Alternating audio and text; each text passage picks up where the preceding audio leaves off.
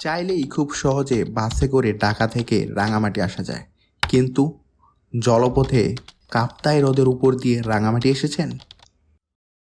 চলুন এক নতুন পথের অনুসন্ধান করি, আপনাদের এক নতুন অভিজ্ঞতার গল্প শোনাই। Hello everyone, welcome back to another video. Khagrachari থেকে ৬২ কিলোমিটার ভিতরে আমরা চলে আসি বাইট্টাপাড়া বাজার। বাস চলাচলের শেষ প্রান্ত হচ্ছে এই বাইট্টাপাড়া বাজার। বাইট্টাপাড়া বাজার থেকে চলে আসি টলার ঘাটে। এখান থেকেই শুরু হয় আমাদের পানিপথে রাঙামাটির মিশন।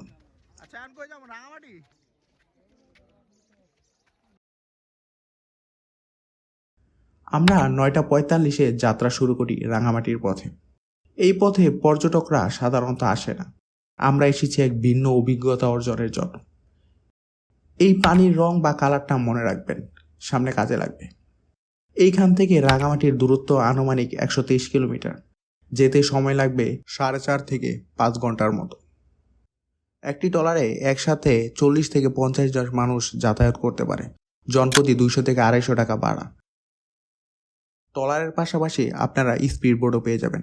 স্পিড বোটে যেতে সময় লাগে ১.৫ থেকে ২ ঘন্টার মতো। ভাড়া নেবে জনপ্রতি ৫০০ টাকা করে। আপনি একমাত্র ট্রলারে গেলেই জার্নিটা উপভোগ করতে পারবেন এবং প্রকৃত সৌন্দর্যটা দেখতে পারবেন। আমরা ছোট খাল থেকে যাত্রা শুরু করি। চলতে চলতে এক সময় বড় নদী বা হ্রদে চলে আসি। আমরা যত পথ অতিক্রম করতে থাকি, পানির রং তত চেঞ্জ হতে থাকে। চারপাশের পরিবেশ এত সুন্দর যা না গেলে কখনো উপলব্ধি করা যাবে না।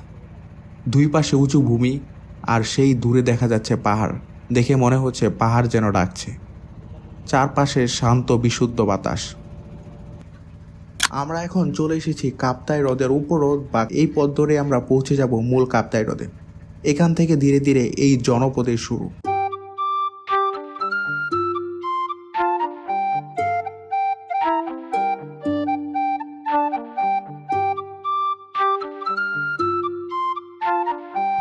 চারপাশে পানি আর উঁচু স্থানে বাড়ি, এক একটা উঁচু স্থানে এক একটা বাড়ি।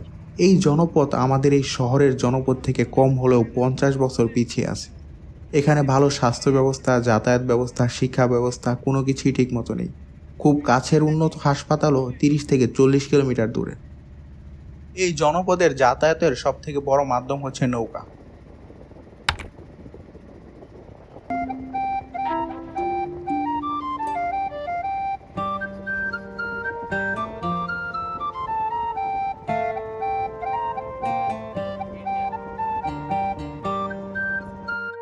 এখানে সব থেকে কাছের এবং বড় যে বাজার, এই বাজারের নাম হচ্ছে সুবলং বাজার।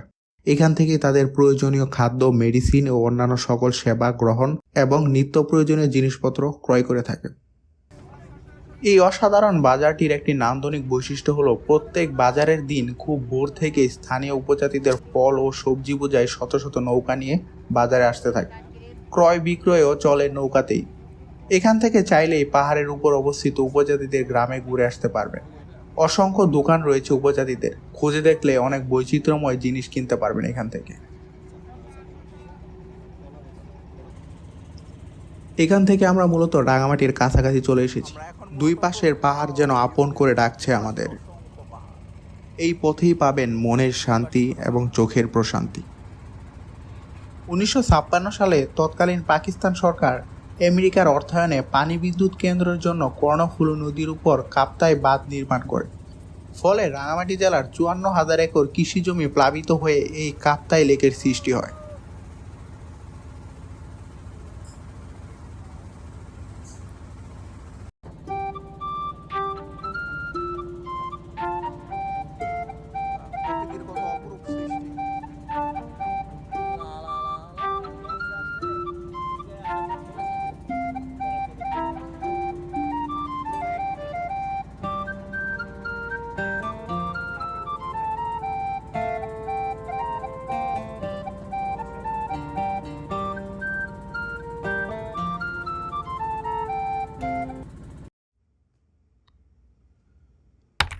আমরা প্রায় চলে এসেছি রাঙামাটি শহরের কাছে।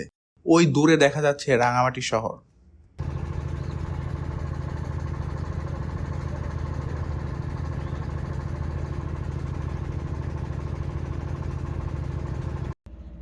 হ্যালো রাঙামাটি। দীর্ঘ 5 ঘন্টার পথের যাত্রা শেষ হলো আমাদের।